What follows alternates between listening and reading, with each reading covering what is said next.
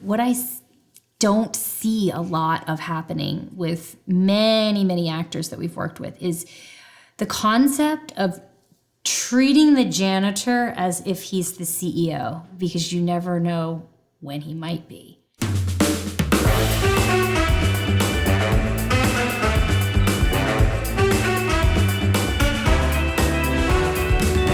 The first step is get good. Get good at what you're doing. Yeah. And don't just think because your kid is cute they need to be on TV. That they, first of all, and I'm going to go back a step before that. Make sure it's your kid that wants to do it and not you that wants them to do it. Bingo. And believe me, there is so much of that you can't even imagine. Yeah. I've spent many an hour coaching child actors. Mm-hmm.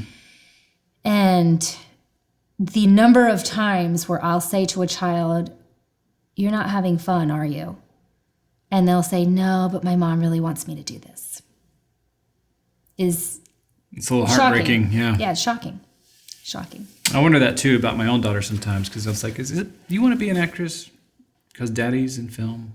Or do you just really, or do you want to be, learn how to do editing because I know there's some element of like, kids want to connect with their parents and their interests, sure, yeah. So it's interesting. I wonder the best way we've obviously just found is to just put them out there and no pressure and see what happens. And it's kind of like, go play soccer, go, acting can be like another activity like that. And I think a lot of parents do that because, once again, getting back to that whole fame equals happiness, they think they're doing their child a favor. Mm-hmm. They think they're doing something good for their child, but let's just carry it out to the nth degree.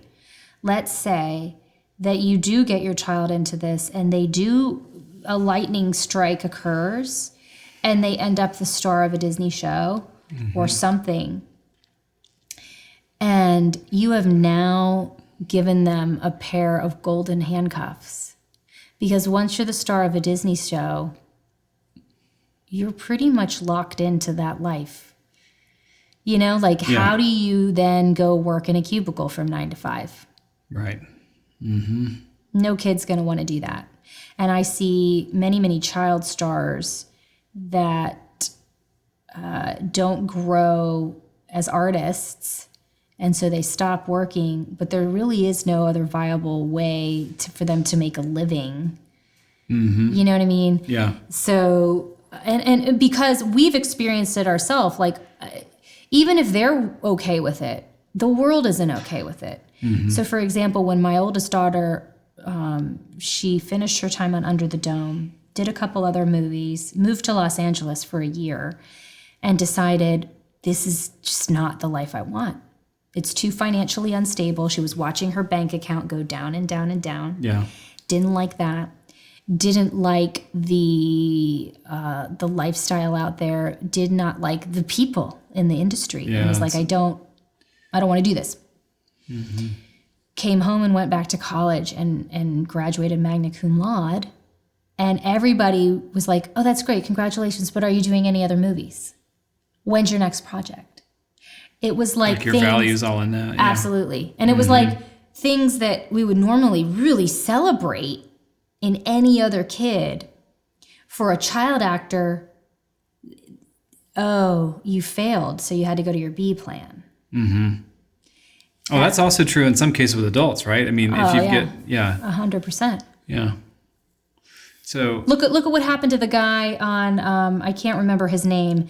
The guy that was on the Cosby Show, and they shot pictures of him working at Trader Joe's. Yes, I forget who you're talking about, or his name as well, but I know who you're talking about. And he was absolutely ridiculed and like, "Oh, you're a failure." Well, that guy is a very prolific character actor. Works all the time. Yeah. But lives in Los Angeles for one, which is like triple the cost of living out there. Sure. Yeah. And he had a family to support. And he was having a dry spell. Doing the honorable thing. And so he went to work at Trader Joe's. Take care of his family, yeah. Not allowed. Can't do that. You're a failure. You know who comes to mind, funny enough, side note, it's like Jonathan Taylor Thomas. Like, where'd he go? And Josh Hartnett, who like both ejected from acting and, I don't know, went silent for a while. I don't know what they're doing. But came to mind because of what you mentioned about the golden handcuffs. I feel like there's some exceptions to those child actors that wake up and realize, like, this is not healthy. I'm going to take a sabbatical over here for a bit, you know? Yeah. I mean, it's happened a lot. I mean, a lot of people do it. It's just, but every one of them will talk to you about the stigma of it. The other guy I always think about is the guy that played Jake in 16 Candles.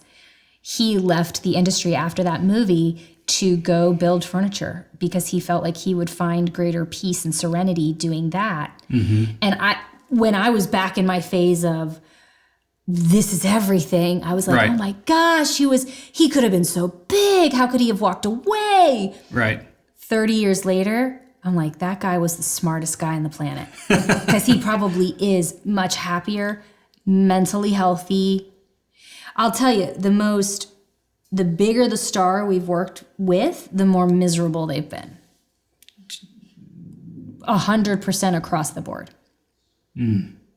No question about it. The most miserable people I know are A-list actors. Yeah, because they have to constantly keep up a facade or a brand. Yep. They're not allowed to be human. No. Yeah. Nope. And everybody wants a piece of them. And people say things to them all the time that, you know, whether it be in the tabloids or on the internet or Twitter. Twitter is where kindness goes to die. Let me just tell you that. I thought that was YouTube. All of it. Yeah. All of it. But like, you know, they're just miserable. And I think also it comes to like they've achieved it all. They've done it all. And then they're like, is this it? Now what? So how do you stop that from happening? I feel this sense of like, all right, I guess I don't want to be an actor anymore. Like this, can we just cut cameras? We're all going to go to the bar. If you want to be an actor, I'm not the person to talk to today. Yeah. So so obviously it's really difficult. I believe you mentioned only 6% of actresses make it as an actor in this career that's so competitive. For those who are marching ahead and aspiring to be successful in this industry, what advice would you have for them as a whole? Well, I have. What helpful story could you tell us, Kelly? I sense you want me to tell the story. Okay. You know, I think one of the things that's always served my family well, and what I don't see a lot of happening with many actors that we've worked with is the concept of treating the janitor as if he's the CEO, because you never know when he might be. And I think a lot of times actors tend to be a little narcissistic, tend to be a little self-important, and really it's not even their fault. They're made to feel that way. There's a hierarchy on a set. The actor is the most important. Maybe the director is up there too. Yep. But I've always tried to treat everybody the same. And a quick story about how that served me well one time, or how that paid off, is years and years ago both my daughter and I had the pleasure of working on the Hunger Games. Okay. And she played one of the tributes. She played one of the District 8 tributes. And actually, when she got that role, is one of the greatest missed YouTube video moments of all time, because she literally ran off of our front porch, threw herself in the front yard, and started rolling around. That's how excited she was. It reminded me of when the women's soccer team ran and ripped their shirt off. Right. Yeah. Anyway, so she had a role in that, and I had a role in that, and we actually worked on the same day. But there was a set production assistant on that movie. And a production assistant, if you don't know the lingo, they're like the bottom of the totem pole. They're basically slave labor, on the set. And if anybody's going to catch any crap, it's going to be them.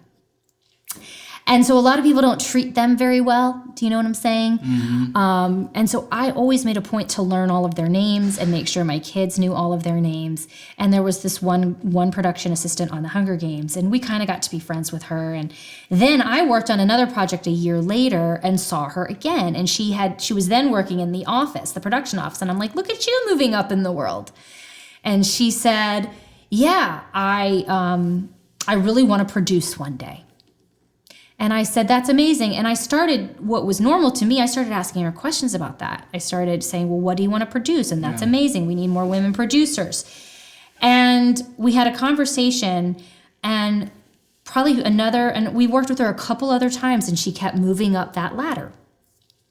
So about a year ago, I get a call from my agent, and they're like, okay, you're booked for 2 days on this movie. And I said, I don't think I auditioned for that movie. And they're like, no, this was a direct offer.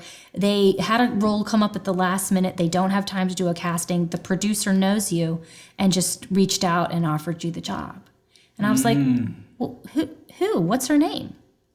I look her up, and here it's that production assistant from the Hunger Games that was actually producing a movie. And I truly believe it's because, I asked her questions about herself. And so many people don't do that. You invested in the relationship. Yeah, like they don't. Yeah, like most actors are really good at talking about themselves, but they're not really that great at asking other people about themselves. Mm-hmm. And so that's just one of the principles I've always taught my children, and I think it served them really well to actually just be a blessing to people. And who knows? I'm not saying just do that so that it'll pan out someday. Right. It's just a good thing to do. Right. But it could. Yeah, 100%.